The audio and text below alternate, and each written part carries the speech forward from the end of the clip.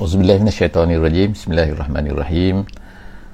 Alhamdulillahirabbil alamin. Nahmaduhu wa nasta'inuhu wa nastahdihi wa nastaghfiruh wa na'udzubillahi min syururi anfusina wa min sayyiati a'malina. May yahdihillahu fala mudhillalah wa may yudlilhu fala hadiyalah. Nashhadu an la ilaha illallah wa nashhadu anna Muhammadan abduhu wa rasuluh. Allahumma salli ala sayyidina Muhammad wa ala alihi wa sahbihi ajma'in. Alhamdulillah, bersyukur pada Allah Subhanahu wa taala. Pagi ni kita bersama-sama lagi dalam sesi tadabbur harian muka surat 193. Alhamdulillah, hari ini kita akan bersama-sama di surah At-Taubah ayat yang ke-37 sehingga ayat yang ke-40 insya-Allah. Ayat yang ke-37 sehingga ayat yang ke-40 daripada muka surat 193 sebagaimana yang terpapar di sini insya-Allah. Dalam muka surat ini kita akan melihat yang pertama sekali, Allah Subhanahu wa taala menceritakan tentang yang terakhir, part yang terakhir tentang kemurkaan Allah Subhanahu wa taala, tentang apa yang dilakukan oleh setengah daripada orang-orang musyrik ni, ataupun amalan orang-orang musyrik ni yang berkaitan dengan bulan-bulan haram. Itu yang pertama. Yang keduanya, Allah Subhanahu Wa Taala mula masuk kepada satu cerita yang lain pula, iaitu berkenaan dengan orang-orang mukmin, kesanggupan mereka. Allah Taala menegaskan tentang perlunya orang-orang mukmin ini sentiasa bersama dengan baginda Nabi sallallahu alaihi wasallam dan adalah sentiasa memperjuangkan agama, memperjuangkan Islam, dan tidak boleh berlengah-lengah ataupun mencari keuzuran dan sebagainya. Dan kita akan lihat selepas daripada ini, iaitu bermula daripada ayat 38, Allah Subhanahu Wa Taala akan menceritakan apakah yang sepatutnya dilakukan oleh orang yang beriman, dan kita sebagai orang beriman insya-Allah akan cuba untuk melihat terpanggil seruan-seruan Allah Subhanahu Wa Taala ini. InsyaAllah yang pertama sekali, ayat 37 Allah Subhanahu Wa Taala, kita akan baca sikit insyaAllah. A'udzubillahi minasyaitonirrajim. Innaman nasi'u ziyadatun fil kufr yudallu bihi allazina kafaru yuhillunahu 'ama wa yuharrimunahu 'ama liwati'u 'iddata ma harrama Allah fayuhillu ma harrama Allah zuyyina lahum su'u a'malihim wallahu la yahdil qaumal kafirin. Sadaqallahul azim. Allah Subhanahu wa taala memulakan muka surat ini dengan menyebutkan tentang innaman nasi. An-nasi ini ialah satu perbuatan yang dilakukan oleh orang-orang kafir musyrik di Mekah dan juga di luar Mekah lah, iaitu mereka ni, sebagaimana kita sebut sebelum daripada ni, ada 4 bulan yang diharamkan oleh Allah Subhanahu Wa Taala berperang dan sebagainya. 4 bulan dalam setahun, iaitu kita sebut sebelum daripada ni, iaitu bulan Zulqa'dah, Zulhijjah, Muharram dan juga bulan Rajab. Jadi 4 bulan ini Allah Subhanahu Wa Taala tetapkan tak boleh. Tetapi orang-orang musyrik ni, orang-orang kafir ni sebelum daripada Nabi ni, mereka ni itu ketetapan Allah Subhanahu Wa Taala sejak daripada Nabi Ibrahim lagi. Tetapi orang-orang kafir musyrik ini, mereka cuba mengalih-alihkan ikut kehendak mereka. Maknanya kalau mereka rasa nak berperang dalam masa ni, ataupun merasa perang tak habis lagi, ataupun merasa nak serang orang dan sebagainya, mereka alih-alihkan bulan ni, kemudian mereka gantikan yang lain pula. Mereka kata tak apa, kami gantikan, bukannya kami kurangkan. Itu adalah perangai-perangai yang dibuat oleh orang-orang kafir musyrik. Jadi Allah Subhanahu Wa Taala namakan ini, menyebut ini sebagai an-nasi. An-nasi maknanya, asal maknanya ialah tangguhkan. Kalau ada satu riba tu, riba nasi'ah, makna menangguhkan bayaran. Jadi dalam ayat ni Allah SWT gunakan namakan perbuatan itu menangguhkan tu, itu an-nasi. Jadi Allah Ta'ala kata innaman nasi'u ziyadatun fil kufri. Sesungguhnya nasi itu, iaitu mentakhirkan, melambatkan, mengubah-ubah tu adalah merupakan satu ziyadatun fil kufri, satu part daripada kekufuran. Maksudnya satu tambahan lagi. Dah lah mereka tu kufur, kemudian mereka tu dah tambahkan, ubah-ubah lagi kan. Minta maaf lah sebelum daripada tu saya lupa nak tanyakan tentang suara dan juga gambar kan, video kan. InsyaAllah kalau siapa yang berada bersama dengan kita hari ni dapat memberi feedback.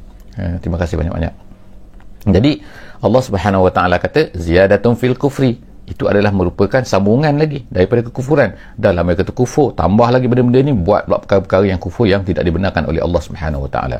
Jadi Allah Taala kata yudallu bihil ladzina kafaru, sesatlah mereka sini. Allah Taala katakan yudallu bihi, dengannya lah tu, dengan an-nasi tadi tu, maka disesatlah allazina kafaru, orang-orang yang kafir tu.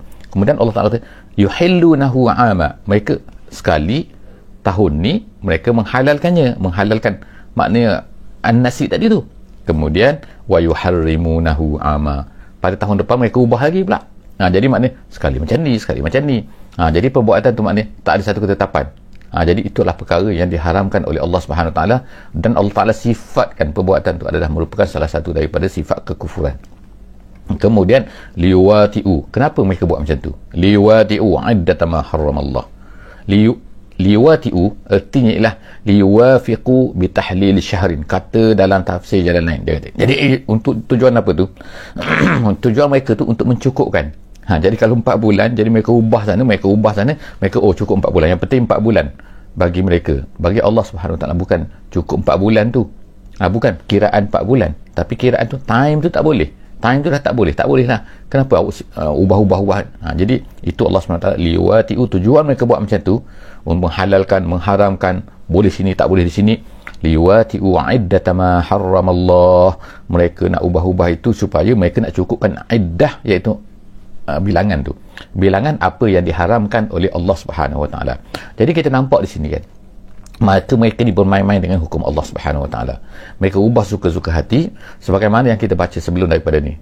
Orang-orang Yahudi, apa yang mereka buat, iaitu mereka semasa mereka ni tangkap ikan hari Sabtu kan. Jadi hari Sabtu tiba-tiba banyak ikan, tapi mereka tak boleh bekerja, mereka tak boleh tangkap. Tapi tiba mereka buat helah macam ni. Jadi ni pun perangai-perangai yang dilakukan oleh orang-orang musyrik, orang musyrik yang berada di Mekah dan di luar Mekah, iaitu mereka buat perkara yang sama juga. Jadi makna ini adalah isyarat yang Allah Ta'ala nak berikan kepada orang-orang yang beriman, kita semua kan, bahawa kita dalam hukum Islam ni jangan berpusing-pusing kan, bermain-main kan. Tujuan dia apa? Nak menghalalkan apa yang diharamkan oleh Allah, mengharamkan apa yang dihalalkan oleh Allah Subhanahu Wa Ta'ala.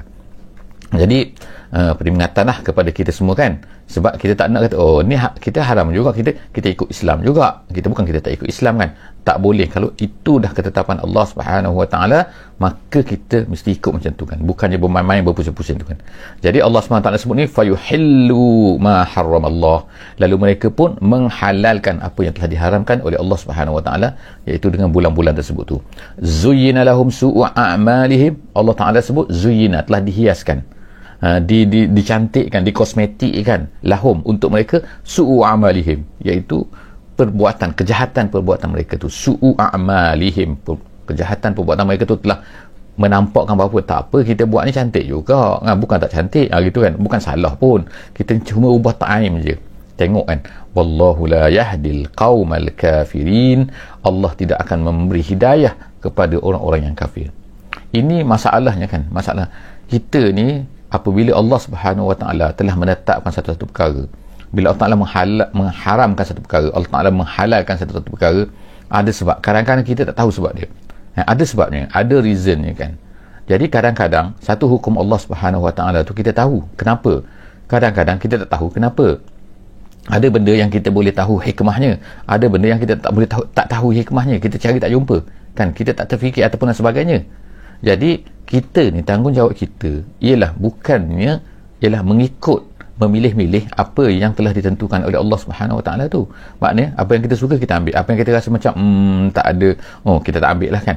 Maknanya itu kita seolah-olahnya mempertuhankan pula pemikiran kita sendiri. Kita yang berfikir perkara itu betul, sesuai tak sesuai. Kita sepatutnya menjadi hamba kepada Allah Subhanahu Wa Taala, menjadi hamba kepada Allah. Bila menjadi hamba kepada Allah, artinya ialah kita mengikut apa sahaja yang telah ditetapkan oleh Allah Subhanahu Wa Taala.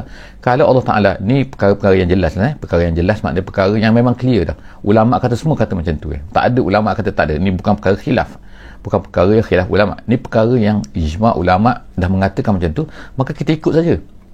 Sepatutnya, walaupun kadang-kadang kita tidak mengetahui hikmahnya, kita tak faham hikmahnya, mungkin sebab pemikiran kita, pengetahuan kita terhad. Dia kita tak, kadang-kadang tak boleh tahu semua. Jadi sebab itulah kita serahkan kepada Allah SWT. Bila Allah tak tetapkan satu benda, kita ikut saja. Tanggungjawab kita ialah abdun, kita ni hamba. Allah SWT adalah Rabb, adalah ilah, kan? Dia ilah kita. Jadi oleh kerana itulah maka tanggungjawab kita ikut saja apa yang diletakkan oleh Allah SWT. Seterusnya ayat 38 kita tengok ayat 38 surah At-Taubah ni. Allah SWT sekarang ni beralih kepada menyeru kepada orang-orang yang beriman. Ayat ini, iaitu ayat 38 ni, disebutkan oleh ulama bahawa ia turun semasa peperangan Tabuk. Peperangan Tabuk ni tahun yang ke-9 maknanya di akhir-akhir dah, di penghujung hayat Nabi SAW. Apa yang berlaku, iaitu ada setengah-setengah orang Islam ni. Peperangan Tabuk ni satu peperangan yang paling, kita kata paling jauh lah, tempatnya jauh. Yang keduanya ialah pada musim tu musim panas. Kemudian yang ketiganya pada masa tu musim tengah berbuah. Maknanya buah-buahan baru nak masak dan sebagainya, kan. Maka kalau pergi perang tu maknanya nanti buah tak ada siapa nak tuai dan sebagainya lah, kan. Tu ujian tu. Kemudian yang ketiga, yang keempatnya ialah pula ramai orang Islam pada masa tu. Maknanya kalau ikutnya, ramai sangat dah, aku tak pergi pun tak apalah. Jadi setengah orang rasa macam tu. Jadi inilah ujian-ujian lah yang berlaku di semasa peperangan Tabuk. Jadi sebab itulah apabila peperangan Tabuk ni masyhur dengan ada seorang sahabat nanti yang bernama Ka'ab bin Malik, yang akan kita tengok kan dalam cerita dia, yang diterima taubatnya oleh Allah Subhanahu Wa Taala. Tapi sekarang ni secara umumnya dulu Allah Subhanahu Wa Taala sebutkan, iaitu ada sebahagian daripada mereka merasa berat nak pergi berperang nak ikut Nabi SAW. Ini betul-betul ujian ni. Jadi dalam ayat 38 ni Allah SWT sebut, ya ayyuhallazina amanu malakum. Dalam ayat ni penggunaan perkataan yang Allah Taala gunakan sebenarnya dari segi bahasa Arabnya sangat-sangat menakutkan sebenarnya. Wahai orang yang beriman, malakum. Perkataan malakum artinya apa hal kamu ni? Apa kena kamu ni? Maknanya bila kamu sepatutnya buat satu perkara, tiba-tiba kamu tak buat perkara tu. Jadi akan tanya, apa kamu ni? Maknanya kalau kita lah kan, keadaan biasa-biasa kita ni baik je kan, tiba-tiba hari ni macam mood tak elok, apa hal kamu ni? Kita tanya macam tu kan.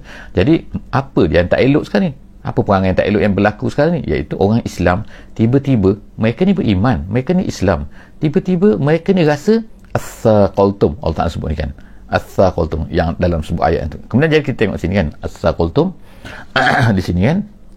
Jadi Allah SWT kata sini, iza ma lakum, apa kena kamu ni? Ma lakum iza qila lakum infiru fi sabilillah, apabila dikatakan kepada kamu, iza qila lakum infiru fi sabilillah, berangkatlah kamu ke fi sabilillah, di jalan Allah. Maknanya jomlah kita pergi, jom kita pergi. Sepatutnya jom tu mereka orang Islam, orang mukmin ni, sepatutnya kan, kita semualah pun sepatutnya, iaitu apabila orang mukmin disuruh untuk pergi kan, pergi melakukan kerja di jalan Allah Subhanahu Wa Taala, buat apa-apalah kan di jalan Allah Subhanahu Wa Taala, untuk mengembangkan agama, untuk melatakan Islam ni atas muka bumi ni, untuk menyampaikan agama di atas muka bumi ni, sepatutnya kita ni kan tak merasa berat, tak adalah, sepatutnya bersegera, berebut sepatutnya kan, berebut nak pergi kan.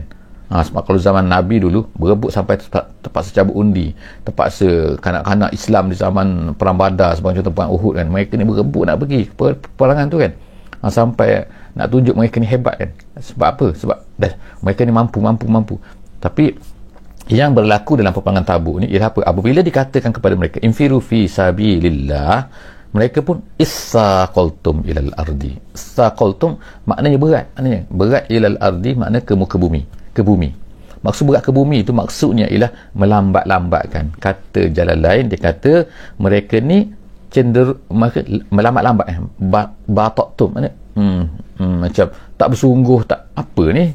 Dan juga mereka tu nampaknya macam nak lari, tak nak kepada miltum anil jihad, iaitu cenderung untuk tidak pergi. Itu maksud issaqaltum ilal ardi, ke bumi. Ke bumi itu maksudnya ialah reda dengan kelazatan dunia. Maknanya suka dah, tak nak pergi. Sebab apa? Pergi ni takut nanti mati, takut nanti ni habis rezeki, habis harta dan sebagainya, kesihatan merosok dan sebagainya. Jadi itulah Allah SWT kata, tu Allah Ta'ala tanyakan, araditum bil hayatid dunya minal akhirah. Pertanyaan tu dahsyat ni.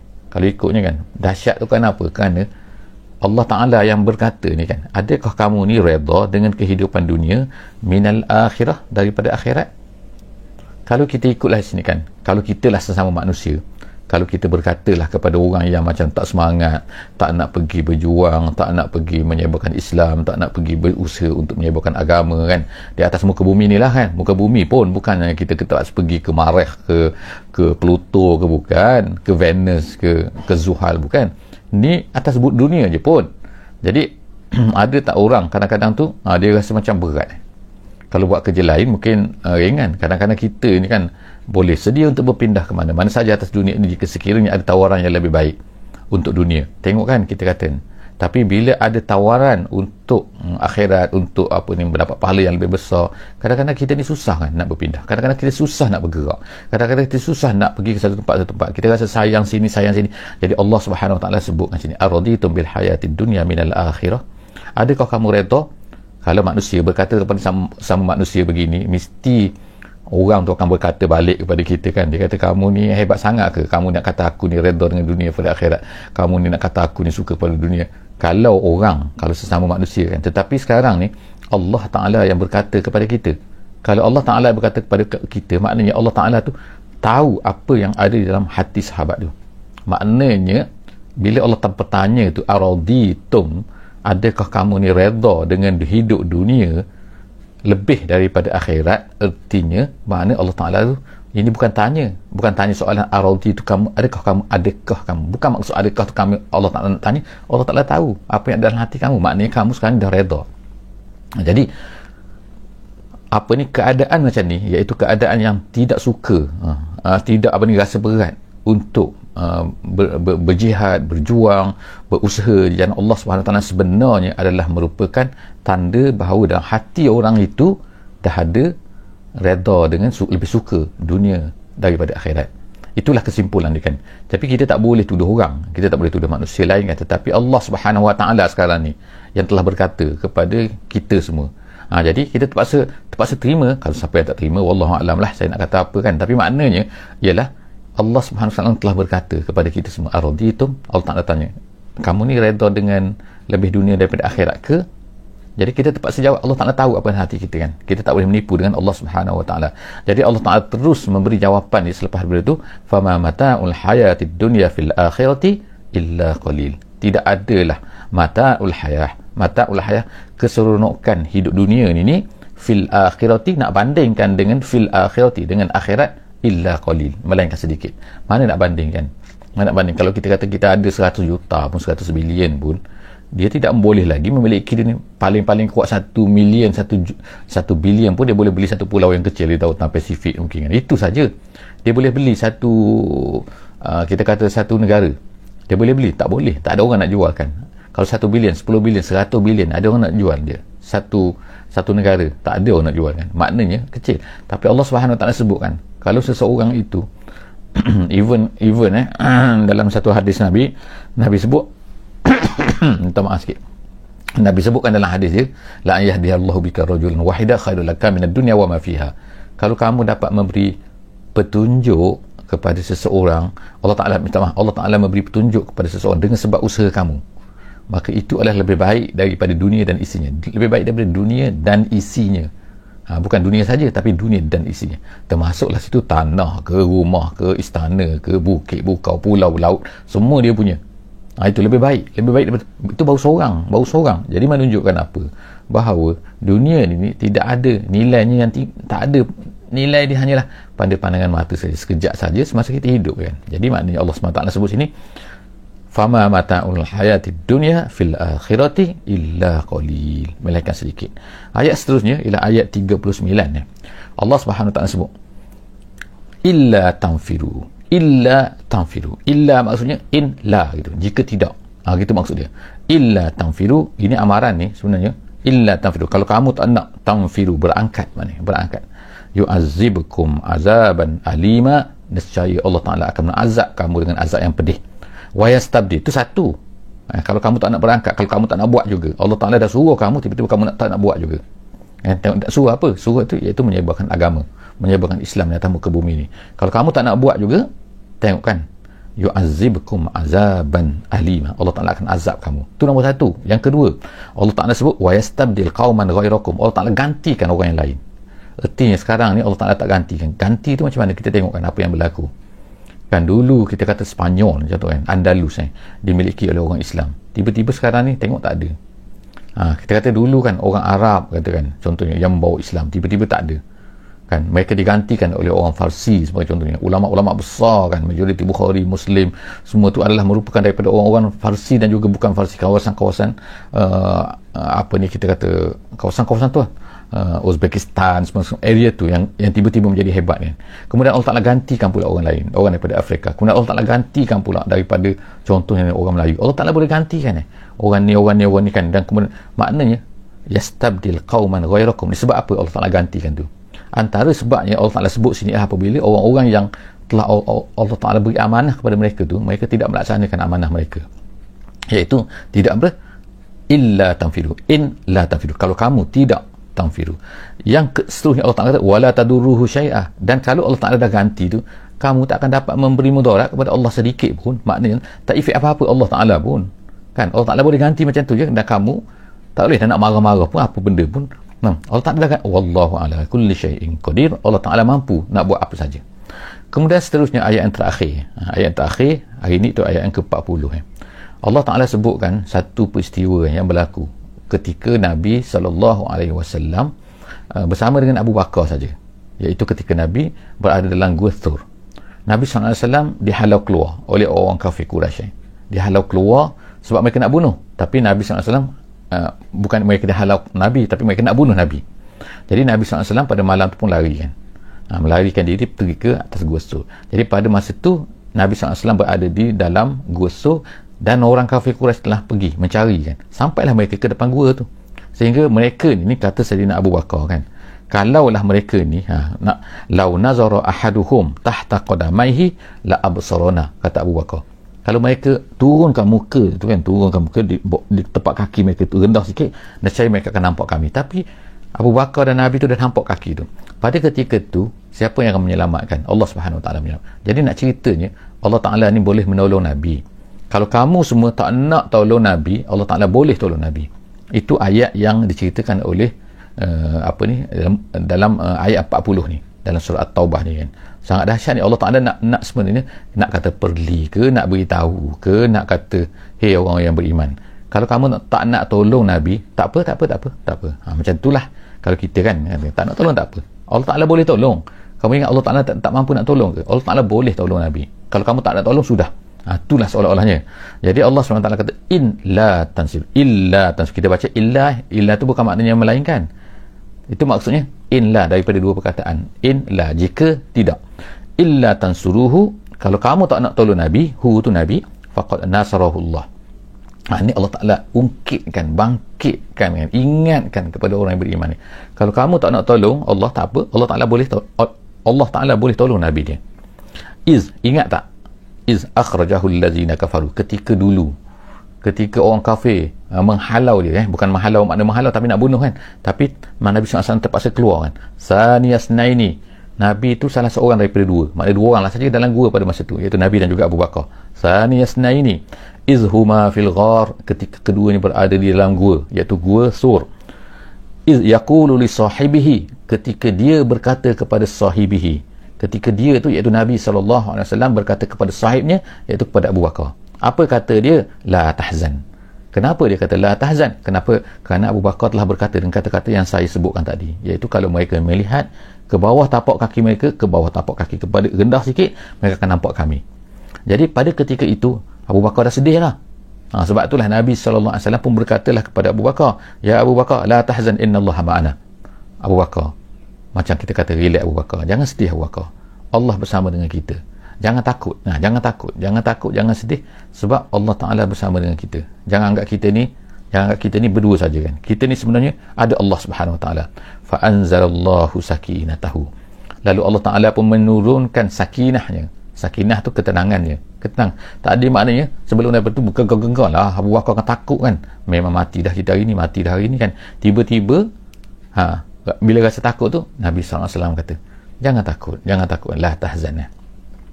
Jadi Allah Ta'ala pun menurunkan ketenangannya kepada siapa tu, iaitu tama'ninah alaihi, Alaihi itu ada kata sakinatahu, iaitu sakinatullah. Allah Ta'ala menurunkan sakinah, ketenangan daripada Allah kepadanya tu ada yang kata kepada Abu Bakar, ada kata kepada Nabi.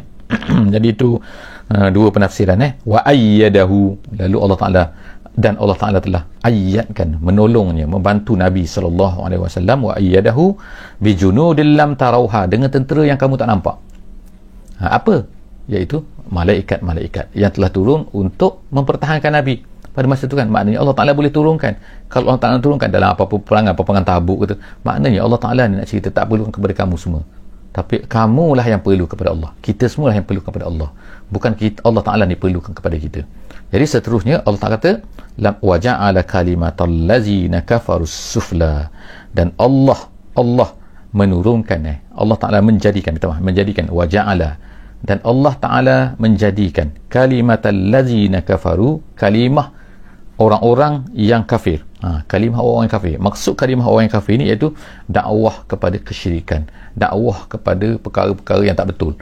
Dakwah ni maksudnya ialah dalam bahasa Arabnya dakwah seruan maknanya kan. Jadi seruan-seruan tak betul, seruan-seruan syirik, seruan-seruan kebatilan. Itulah yang macam sekarang ni kan yang berlaku kan, dalam surat khabar, dalam TV, dalam apa kan, orang kafir menyeru kepada benda-benda yang tak betul.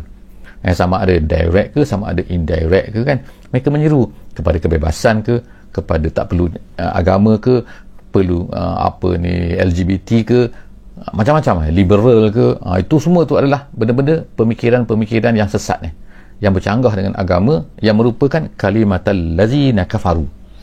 Jadi kita memang sangat marah lah kan, kerana bila kita tengok benda-benda ni senang tersebut-sebutkan. Tapi kita ingatlah kan, Allah Subhanahu Wa Ta'ala wa ja'ala kalimatal ladzina kafarus sufla, Allah Ta'ala akan menjadikan kalimah orang-orang yang kafir tu, seruan-seruan kepada kekufuran tu adalah sufla, rendah kan. Nak ceritanya Allah Ta'ala berkuasa sebenarnya kan. Habis tu kenapa cerita perkara ni dalam keadaan ni, iaitu nak ceritanya Allah Ta'ala tu berkuasa untuk menjatuhkan, nak turunkan kalimah orang kafir tu di bawah, seruan orang kafir tu di bawah kan. Tetapi Allah Subhanahu Wa Ta'ala nak minta daripada kita kan, kita ni kenapa bila kita diajak untuk melaksanakan atau untuk menyeru kepada Islam, untuk bekerja untuk Islam kan, kita ni rasa susah sangat. Jadi sebab itulah sampai dua kali sini, illa tanfiru satu, illa tansuru satu, illa tanfiru, kenapa kamu tak berangkat, kenapa kamu tak pergi. Yang keduanya illa tansuru, kenapa kamu ni tidak menolong Nabi. Menolong Nabi sekarang ni, kita pada hari ini bukanlah kita ambil nak tolong Nabi macam mana, Nabi tak ada depan kita kan, tapi ialah kita menolong agama Allah Subhanahu Wa Ta'ala, maknanya menolong Islam tu kan, maknanya membantu Islam kan. Jadi apa-apa saja yang kita buat untuk membantu Islam, insya-Allah kan, itulah yang akan diberi ganjaran yang besar oleh Allah Subhanahu Wa Ta'ala. Seterusnya yang terakhir, wa kalimatullahi hiyal ulia, dan kalimah Allah itulah yang tinggi. Jadi Allah Ta'ala ni nak tinggikan kalimah Allah, nak rendahkan kalimah tu, itu adalah tu. Tapi Allah Ta'ala nak minta daripada kita kan, kita usaha daripada kita kan. Nak tengok usaha kita, nak tengok adakah kita ni, itu Allah Ta'ala memang boleh buat kan, tapi kita nak tengok kan, kita berusaha ataupun tidak. Siapa yang berusaha dia akan dapat, siapa yang tak nak berusaha Allah Ta'ala gantikan orang lain. Allah campakkan kita ni, itulah wal'iyazbillah, kita tak nak kan. Allah Ta'ala dah pilih kita dengan agama ni kan. Sekarang ni kita terpaksa pergi, kita sikit saja pergi next step kan, mana asas agama kita dah ada, kita dah jadi orang-orang yang beriman, kita dah ada tu ya ayyuhallazina amanu tu. Jadi sepatutnya bila kita dah ada iman tu, sepatutnya kita pergi next step, iaitu kita menolong agama Allah Subhanahu Wa Ta'ala. Bukannya kita dah cukup setakat tu saja. Cukup setakat apa? Kita dah jadi beriman, cukuplah, kita tak perlu berjihad, tak perlu berusaha, tak perlu buat apa-apa kerja untuk bantu Islam kan. Tak. Kita mesti bantu Islam for the next time. Kalau tak, Allah Ta'ala akan ambil balik iman ni daripada kita ni. Nanti Allah Ta'ala akan beri orang lain, ambil orang lain pula, gantikan, dia dapat iman, dan kemudian dia akan membantu agama Allah Subhanahu Wa Ta'ala. Jadi itulah wallahu azizun hakim. Allah itu maha kuasa, maha perkasa, dan juga maha tahu apa yang ada dalam hati kita, dalam apa yang dibuatnya. Jadi setakat itulah saja insya-Allah ayat hari ini, muka surat 193. insya-Allah bersama-sama lagi kita akan datang insya-Allah bersama-sama dalam muka surat 194 dalam sesi yang akan datang insya-Allah, ayat yang ke-41. Wallahu a'lam bisawab. Aqulu qawli hadza wa astaghfirullahal azim li wa lakum. Insya-Allah kita sudahi sesi kita pada kali ini dengan sama-sama kita membaca surah Wal Asri. Bismillahirrahmanirrahim. Wal 'asri innal insana lafi khusr illa allazina amanu wa 'amilus solihat wa tawasaw bil haqqi wa tawasaw bis sabr. Wassalamualaikum warahmatullahi wabarakatuh.